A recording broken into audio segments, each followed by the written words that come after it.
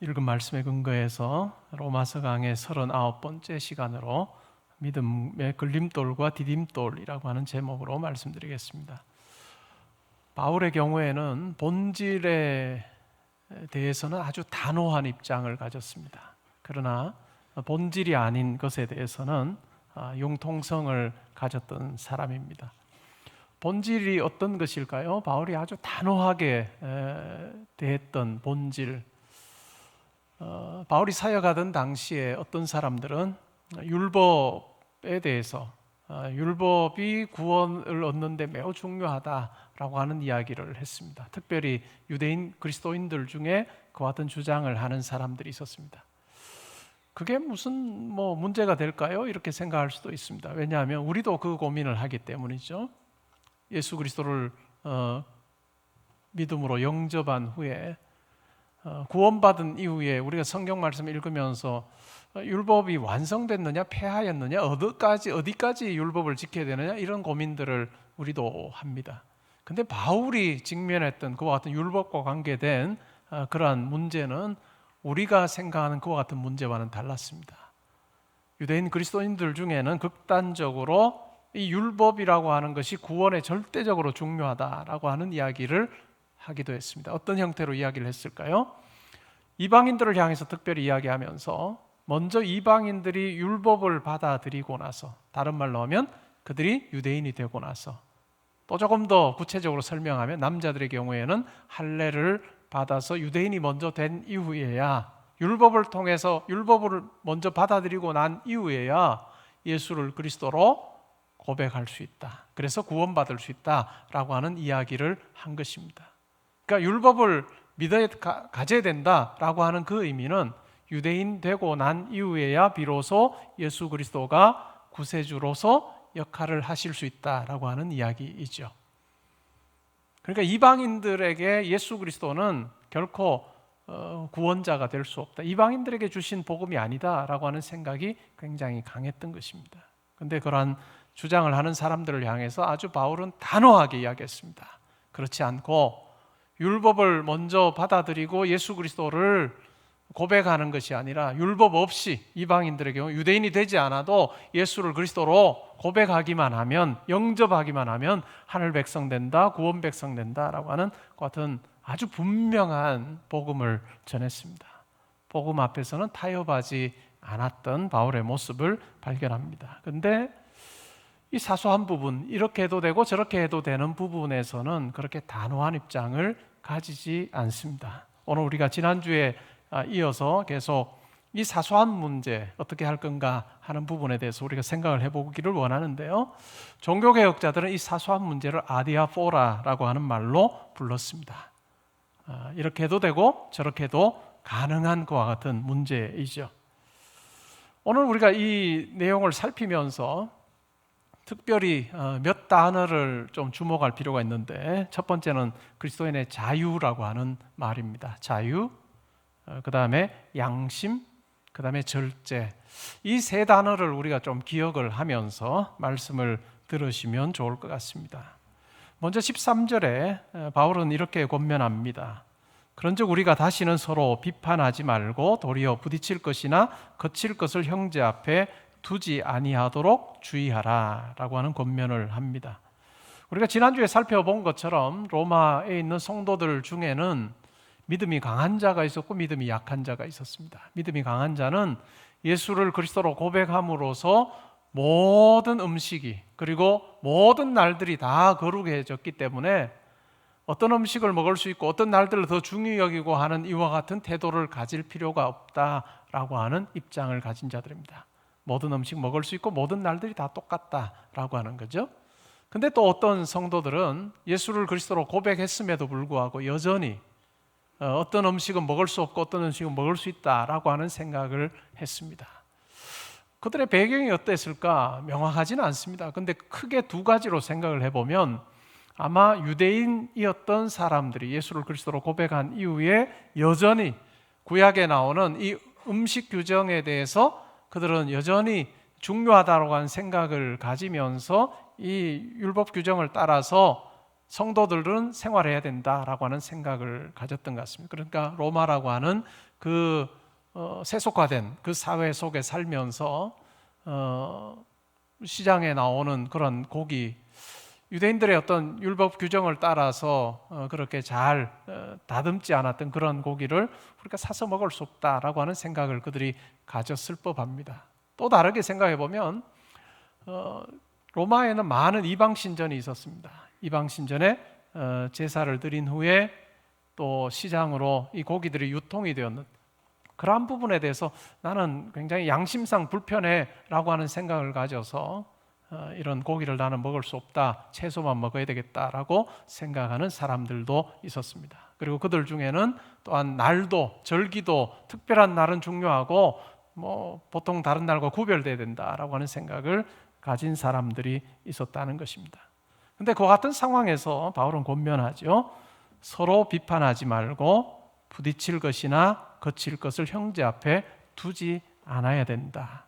잘 살펴야 된다라고 하는 권면을 하고 있습니다. 지난주에도 업신여기지 말아야 된다, 비판하지 말아야 된다라고 했던 것과 맥을 같이 합니다. 그리고 14절에 보면 음식과 관계된 원칙을 이야기합니다. 14절을 보시면 이렇게 말해요. 내가 주 예수 안에서 알고 확신한다. 주 예수 안에서 알고 확신한다라고 하는 이 말은 예수 그리스도께서 이 땅에 계시면서 이 음식과 관련해서 하셨던 말씀을 바울은 알고 있었던 것 같습니다. 바울이 직접 이 땅에 예수님께서 살아계시는 동안에 바울은 만나서 가르침을 받거나 할 수 있는 그와 같은 형편에 있지 않았습니다. 그러나 사도들을 통해서 예수님께서 어떤 말씀을 하셨는가라고 하는 것을 들었던 것 같습니다. 이걸 다른 말로 하면 예수 전승에 대해서 바울은 알았던 것 같습니다. 그래서 예수님께서 이것에 대한 가르침을 주셨다라고 하는 것을 안다라고 하는 거죠. 그러면서 요약을 합니다. 뭐라고 요약합니까? 무엇이든지 스스로 속된 것이 없으되 다만 속되게 여기는 그 사람에게는 속되다. 음식이라고 하는 것 그 자체로 속된 것 없다라고 그렇게 말씀하십니다. 그러면서 속되다고 여기는 그 사람에게는 그것은 속될 수 있다라고 하는 이야기이죠. 이것이 음식과 관계된 원칙입니다. 어떤 전승이었을까요? 어떤 가르침에 근거해서 이와 같은 내용을 정리하고 있을까요? 마가복음 7장에 보면 예수님의 제자들이 음식을 먹기 전에 손을 씻지 않고 음식을 먹었습니다. 오늘날 우리가 생각하는 위생적인 어떤 측면에서의 접근이 아니라 유대인이라면 마땅히 음식을 먹기 전에는 정결법에 따라서 손을 씻고 먹어야 된다라고 하는 규정이 있었습니다. 그런데 그 규정을 깨뜨린 것이죠. 오늘날 코로나19 시대에 우리는 손 씻고 누구를 만나거나 외출하고 손 씻고 하는 게 너무나도 익숙해져 버렸는데 그런 위생의 문제가 아니고 유대인들에게 있어서 의식적인 어떤 정결법에 관련된 그와 같은 문제였습니다. 그렇게 손 씻지 않고 밥 먹는 것을 보면서 예수님에게 서기관과 바리새인들 중에 몇 사람이 비난조로 이렇게 말합니다. 어떻게 당신의 제자들은 밥 먹기 전에 식사 전에 손을 씻지 않습니까? 라고 하는 이야기를 합니다. 그래서 예수님께서 그 말씀을 들으시고 나서 이사야 선지자의 글에 나오는 한 내용을 인용하시면서 이렇게 말씀하십니다. 이 백성이 입술로는 나를 공경하되 마음으로는 내게서 멀도다 라고 하는 말씀을 인용합니다. 입술로는 하나님을 공경하지만 그러나 마음으로는 하나님을 떠나 있는, 그러면서 이런 말씀을 하세요. 너희가 계명은 버리고 장로의 유전은 전통만 붙잡고 있다라고 그렇게 비난하십니다. 그러면서 한 가지 내용을 드세요. 하나님께서 이스라엘 백성들에게 내 부모를 공경하라라고 하는 계명을, 아주 중요한 계명을 주셨습니다. 그런데 유대인들의 경우에는 그 중요한 계명을 때로는 저버리고 고르반이라고 하는 제도가 있었는데 그 고르반이라고 하는 제도는 이런 것이었습니다. 내가 가진 것 중에 하나님을 위해서 내가 이 물질을 또한 내가 이 물건을 드립니다 라고 그렇게 서원하는 것입니다. 그런데 고르반이라고 하는 것을 통해서 내가 가진 물질, 내가 가진 어떤 물건을 하나님께 드렸다라고 함으로써 정말 하나님께 주셨던 그 계명 중에 중요한 부모를 공경하는 그 일을 소홀히 하고 있는 그러한 태도에 대해서 꼬집고 계십니다. 그래서 예수님께서 이 말씀을 하시죠. 무엇이든지 밖에서 사람에게로 들어가는 것이 능히 사람을 더럽게 하지 못하되 사람 안에서 나오는 것이 사람을 더럽게 한다.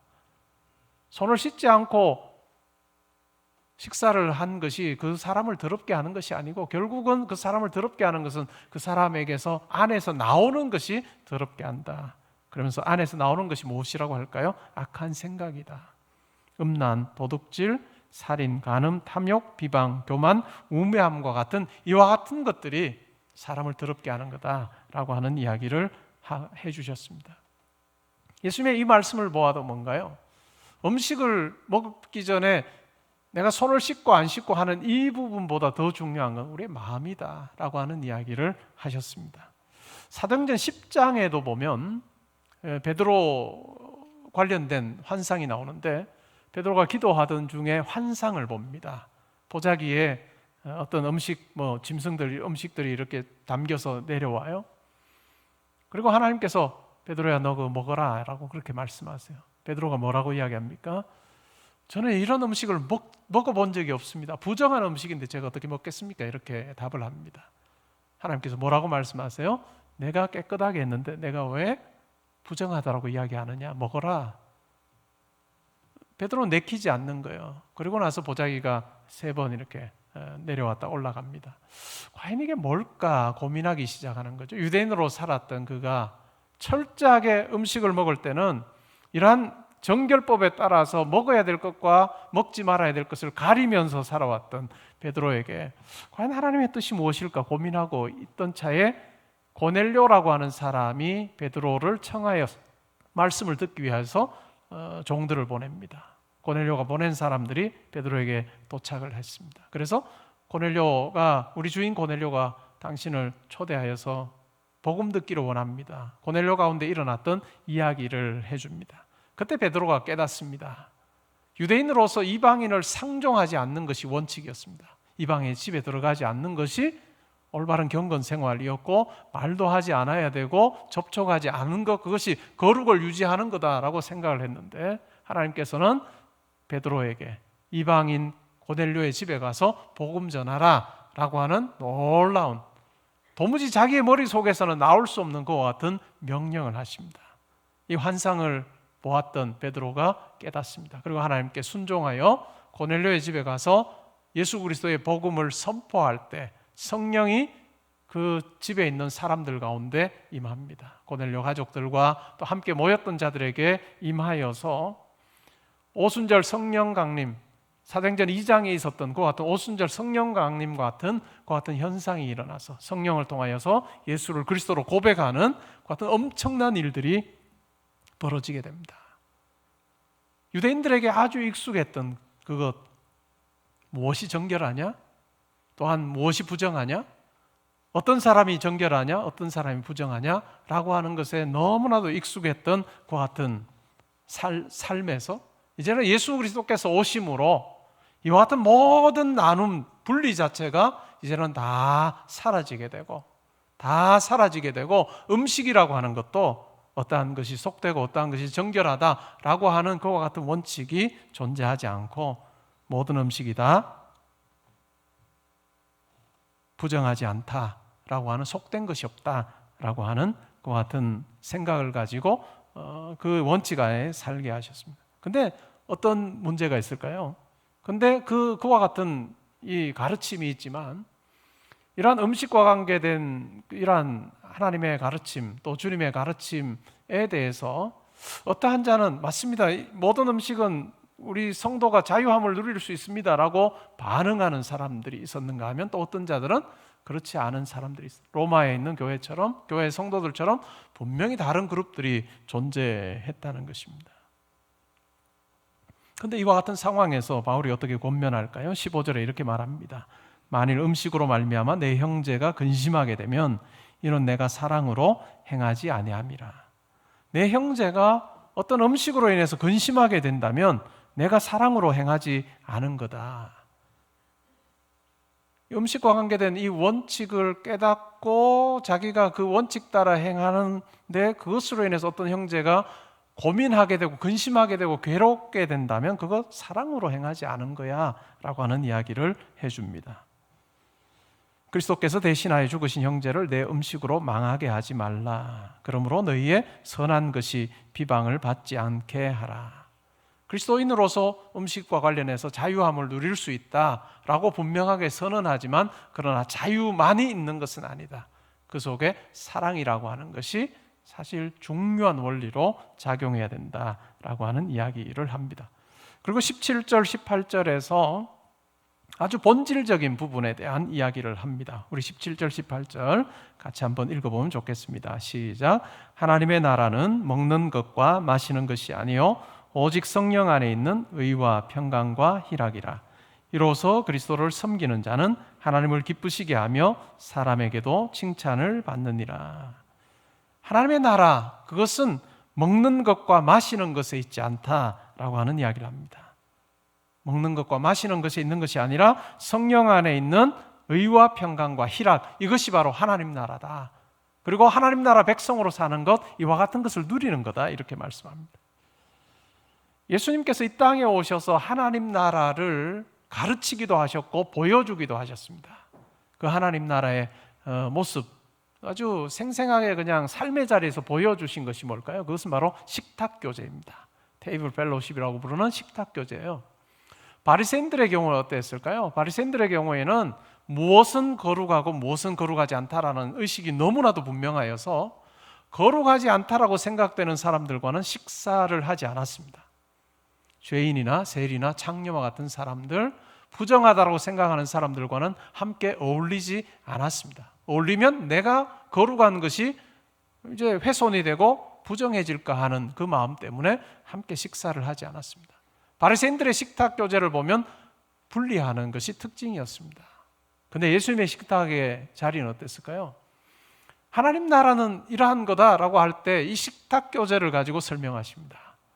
죄인들을, 또한 세리들을, 또한 창녀들을 예수님께서 자기의 식탁의 자리로 초대하시고 나서 내 식탁의 자리에 초대받은 자들이 바로 하나님 나라에 초대받은 자다라고 그렇게 말씀해 주셨고, 그들과 함께 기뻐하시고 즐거워하셨고, 또한 그들 속에 평강이라고 하는 것이 무엇인지를 말씀해 주셨습니다. 하나님 나라 의가 무엇인지, 평강이 무엇인지, 기쁨이 무엇인지를 그 식탁의 자리에 생생하게 보여주셨다는 것입니다. 하나님 나라, 그것은 결코 무엇을 먹을 수 있고 무엇은 먹을 수 없다라고 하는 그와 같은 것에 있어 분리하는 것이 아니라 사소한 것에 집중하여 나뉘는 그러한 나라가 아니고 더 본질적인 의와 평강과 희락을 추구하는 것이고 그 가운데 누리는 것이다 라고 하는 것을 바울이 이야기를 합니다. First things first입니다. 가장 먼저 다뤄야 될 것, 소중히 여기는 것, 그거죠. 이 우선순위가 바뀌게 될 때 우리의 삶은, 우리 신앙생활은 굉장히 혼란스러울 수밖에 없다라고 하는 이야기입니다. 그러면서 이어서 이렇게 말해요. 19절에 보시면 그러므로 우리가 화평의 일과 서로 덕을 세우는 일을 힘쓰나니, 이것이 하나님 나라의 원리 따라 사는 삶이라는 겁니다. 화평의 일과 덕을 세우는 일에 관심을 가져야 된다. 나누는 것이 아니라 내가 가진 어떤 생각을 가지고 서로 비방하고 비판하거나 업신여기는 것을 통해서 나뉘는 것이 하나님 나라가 아니고, 하나님 나라는 의와 평강과 희락이기 때문에 화평의 일과 서로 덕을 세우는 일에 힘써야 한다. 힘쓸 수 있는 방법이 뭘까를 찾아야 된다라고 하는 이야기입니다. 그러면서 20절에 보시면 음식으로 말미암아 하나님의 사업을 무너지게 하지 말아야 된다. 만물이 다 깨끗하되 거리낌으로 먹는 사람에게는 악한 것이다. 그러면서 여기에서 이제 양심의 이야기가 나옵니다. 하나님 나라, 그리스도 안에서 이루어진 이 음식과 관계된 원칙은 특정한 음식이 속된 것 없다라고 하는 원칙이지만, 그러나 어떤 사람은 이 원칙을 적용할 때 마음에 거리낌이 있을 수 있습니다. 어떤 것에 대해서는 내가 불편함을 느낄 수 있다는 거죠. 그 불편함을 느끼는 부분에 대해서 실제로 강요하지 말아야 된다. 첫 번째 양심은 자기의 양심입니다. 우리 성도님들이 이 구절을 가지고 적용해 보아도 어떤 먹는 것에 대해서, 마시는 것에 대해서 나는 불편해 라고 하면 여러분의 양심대로 사실은 판단하여서 행하는 것이 매우 중요합니다. 어떤 분들은 자유함이 있을 수 있고 어떤 분들은 거리낌이 있을 수 있으면 자기가 가지고 있는 여러분의 기질이나 여러분들이 지금까지 가져왔던 여러 가지 환경의 어떤 역량 아래에서 여러분들이 가지는 그 생각을 먼저 잘 살피는 것이 중요합니다. 그것이 굉장히 중요한 거예요. 그리고 그 다음에 살펴야 될 게 뭘까요? 두 번째 양심은, 첫 번째는 자기 양심이고 두 번째 양심은 다른 사람의 양심입니다. 21절에 이렇게 말해요. 고기도 먹지 아니하고 포도주도 마시지 아니하고 무엇이든지 내 형제로 그리끼게 하는 일을 아니함이 아름답다. 자유를 누릴 수 있는 그런 어떤 양심적인 어떤 부분이 있습니다. 그러나 자기가 완전히 자유를 누리게 될 때 때로는 자유하지 못하고 그리끼는 어떤 마음을 가지고 있는 성도들이 시험에 들게 된다면, 걸려 넘어지게 된다면 그렇게 아니하는 것이 좋겠다라고 하는 이야기를 하고 있습니다. 내게 있는 믿음을 하나님 앞에서 스스로 가지고 있으라. 자기가 어떤 생각 가지고 있는지 잘 살피는 게 중요하죠. 자기가 옳다고 하는 바로 자기를 정죄하지 아니하는 자는 복이 있다.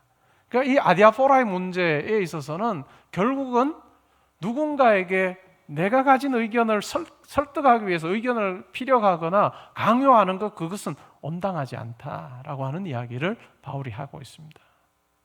23절에 보시면요, 의심하고 먹는 자는 정죄되었나니 이는 믿음을 따라 하지 아니하였기 때문이라. 믿음을 따라 하지 아니하는 것은 다 죄다라고 이야기하면서 이 하나님 나라를 세우는 이 아디아포라의 문제를 다룰 때 배려해야 되고 자기 자신이 어떠한 형편에 있는지 잘 알아야 되고 일관성을 가지고 그렇게 삶으로 더 고상한 그 하나님 나라의 가치를 위해서 서로 다름을 용납함으로써 다투지 말아야 된다라고 하는 이야기를 하고 있습니다.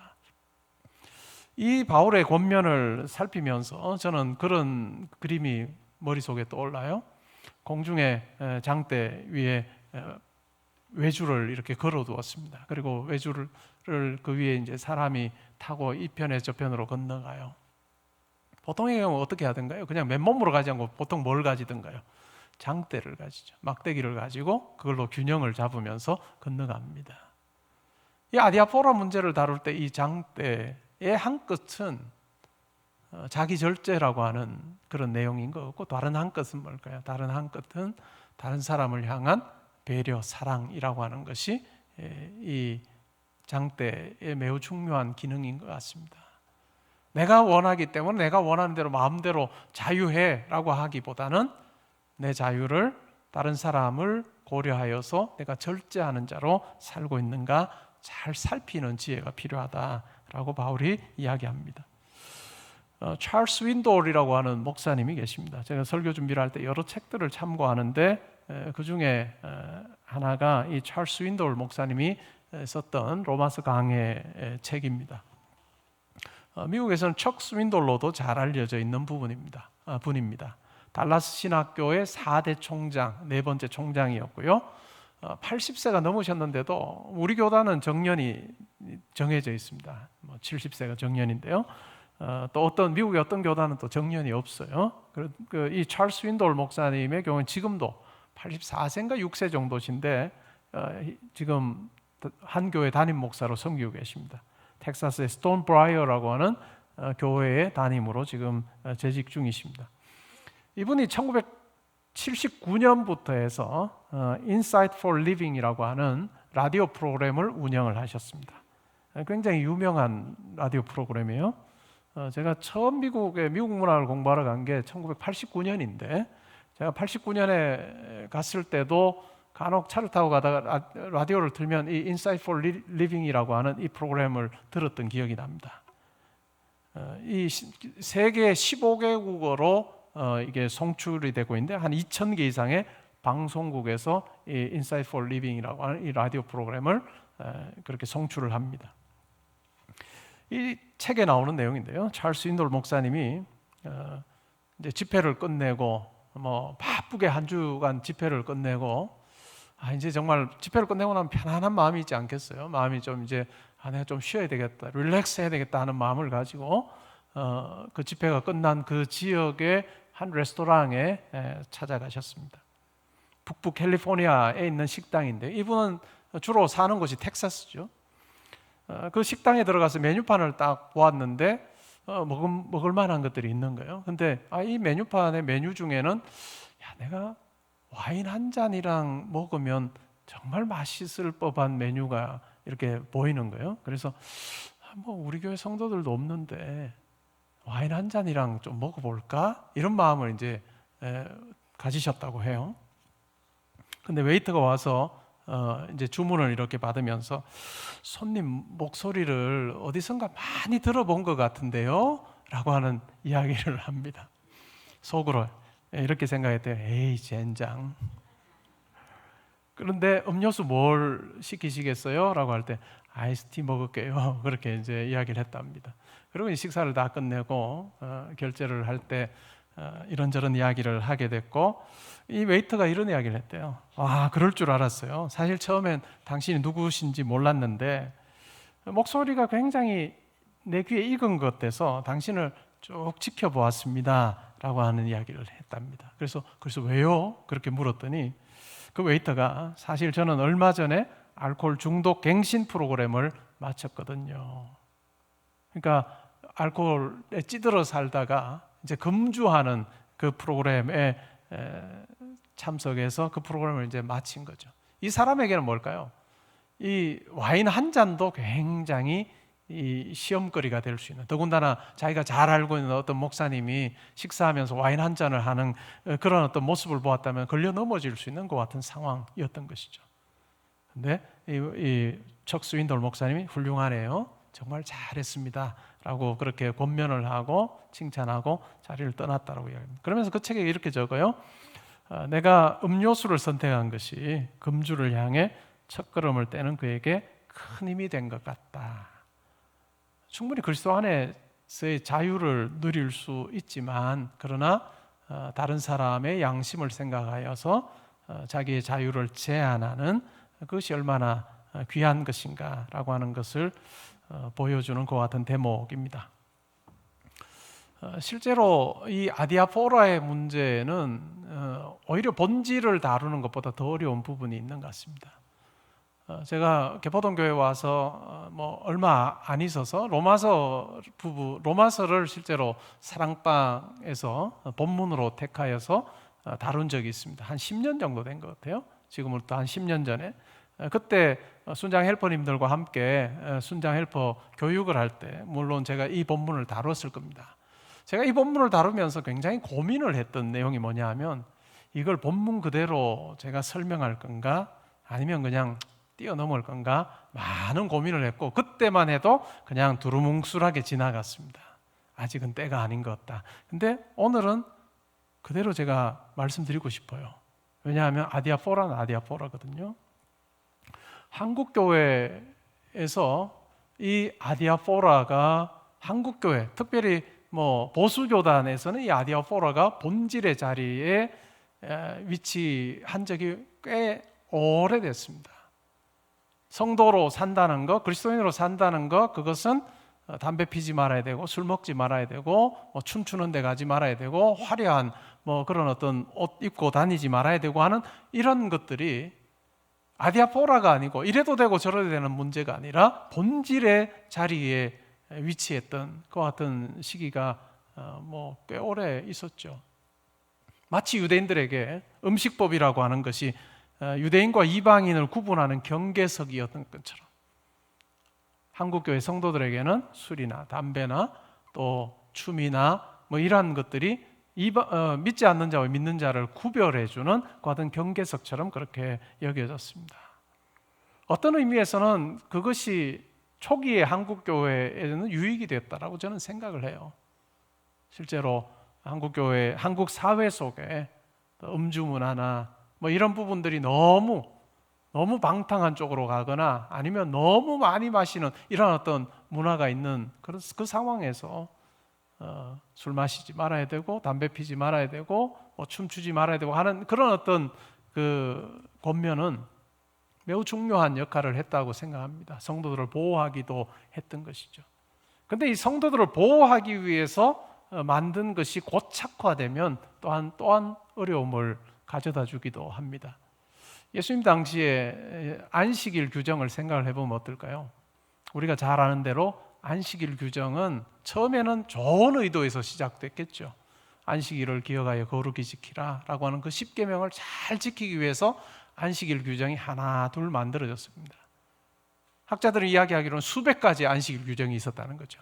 여러 예를 들어서 이것 하면 안 되고 이것 하면 안 되고 이것 하면 안 되고 한 1km 정도 걸으면 일하는 거기 때문에 안식하는 것이 아니기 때문에 안 되고 무거운 짐 들어서도 안 되고 웅덩이에 빠진 뭐 누구를 건져서도 안 되고 이런 정말 복잡한 어떤 규정들이 만들어지고 좋은 의도로 만들었던 이렇게 하면 우리가 더 잘 지키는 것이 아닐까라고 하는 그 본래의 의도는 빠져버리고 규정으로만 남아서 사람들을 힘들게 하는 것과 같은 짐이 되었던 것처럼 아디아포라의 문제를 다룰 때도 때로는 이러한 부분들이 한국 교회 속에 드러나고 있는 것 같습니다. 여러분들이 친구들에게 믿지 않는 친구들에게 너 예수 믿어라 라고 하면 여러분 친구들이 어떤 반응을 하기도 하던가요?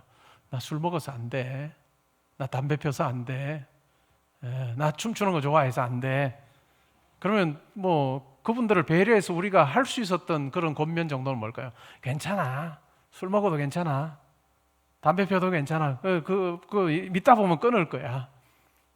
끊든지 안 끊든지는 배워보면 알죠.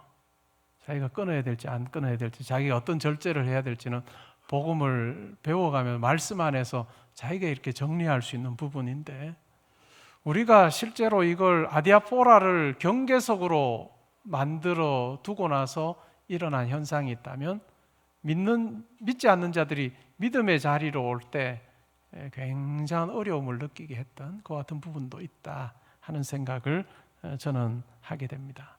우리 성도에게 이 음식의 부분은 자유함이 있습니다. 그리고 다른 말씀을 여러분들이 쭉 읽어가면서 그 안에서 바울이 권면하는 그 내용들을 가지고 또 보완할 부분도 물론 있을 거예요. 그러나 분명 자유함이 있습니다. 근데 그 자유가 누군가를 힘들게 한다면 내가 그 자유를 절제하고 내가 그 자유를 만끽하지 아니하는 것, 그것은 매우 중요하다라고 하는 이야기를 하고 있습니다. 자유는 책임이라고 하는 아주 소박한 포장지에 쌓여서 우리에게 주어진다라고 하는 걸 기억하는 것은 중요한 것 같습니다. 갈라디아서 5장 13절에 이렇게 말합니다. 형제들아 너희가 자유를 위하여 부르심을 입었으나 그러나 그 자유로 육체의 기회를 삼지 말고 오직 사랑으로 서로 종노릇하라. 우리의 삶을 살펴볼 필요가 있습니다. 내가 가진 지위가 아니면 내가 하는 말이 내가 하는 돈 씀씀이가 아니면 내가 가지는 어떤 취미 그리고 관심 분야가 혹시 다른 사람에게 걸림돌이 되지는 않는가? 말을 세게 하는 뭐 기질이 그러면 그렇게 할 수밖에 없겠죠. 그러나 과연 내가 그렇게 함으로 누군가에게 상처를 준다면 이러한 부분들을 우리가 조심해서 살펴보는 것 그게 필요하지 않을까 싶습니다. 돈 씀씀이도 다 다를 수 있죠. 우리 자유함은 있을 수 있습니다. 내가 그 정도 가지고 있으니 내가 쓸 수 있지라고 하는 자유함이 있을지 모르나 그러나 상대방을 향한 배려가 있다면 다른 사람을 고려하여서 서로 맞출 줄 아는 것도 지혜자로 사는 것 같아요. 이 정도 나이 되면 뭐 이 정도 취미 가지는 거 당연하지 않아? 라고 하는 그 말조차도 때로는 누군가에게 상처가 될 수 있다면 하지 않는 것이 좋겠다라고 하는 이야기입니다. 그리스도 안에서 우리 성도는 자유함이 있습니다. 그리고 하나님께서 우리 각자에게 자기의 양심을 따라 이 사소한 부분에 대한 생각을 가지게 하십니다.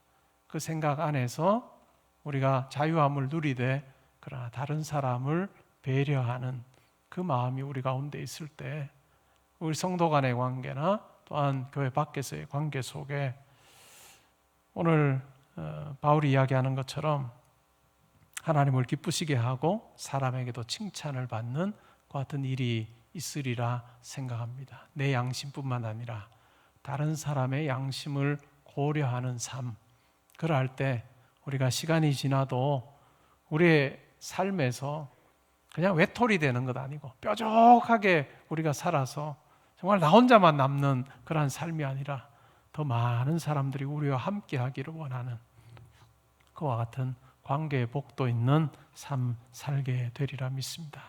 우리가 이것을 잘 실천하여서 본질은 타협하지 말고 본질적이 아닌 부분은 융통성을 가지고 다른 사람의 양심을 고려하여 지혜롭게 잘 사는 우리 모두 되기를 주님의 이름으로 축복합니다.